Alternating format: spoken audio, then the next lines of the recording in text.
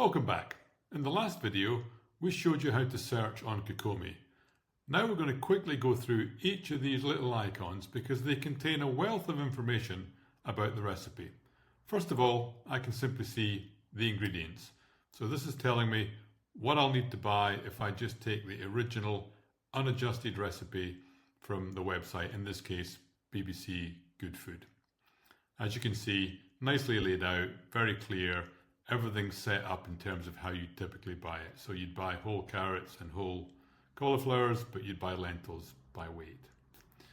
Then I can see the core macros. So in this recipe, I've got 1,520 kilocalories, and that's provided by 73 grams of protein, 56 grams of fat, and nearly 200 grams of carbs. And of course, we typically think about eating in servings.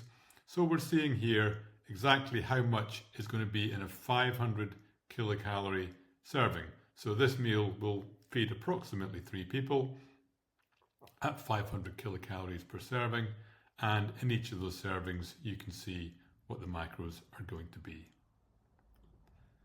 Then we've got some core nutrients, the levels of vitamin C, vitamin D and calcium, and as you can see, not much vitamin D. That's a tricky one to get without supplementation or sunlight.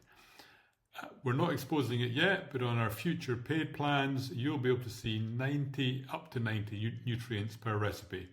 So the way that we've designed Kokumi, we have a back-end database, and that has a very extensive nutrient profile for every single recipe, and we'll be exposing those as part of paid plans in the future.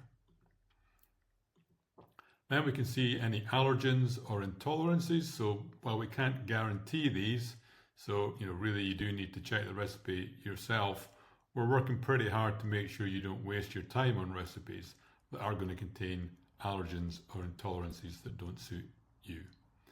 Then of course we've got the megaphone, find a fault with the recipe. We'd love for you to tell us about that fault. So you can easily send us a quick note saying, hey, that recipe looks way off. How can there be 4,000 calories in a bowl of soup? And then finally over here, so that's just literally, would you like to report the recipe? We'll say no thanks. And then of course here we have a link off to the recipe itself. So we're going to go over and take a look now at the BBC Good Food recipe site. And there it is. Cookies, man.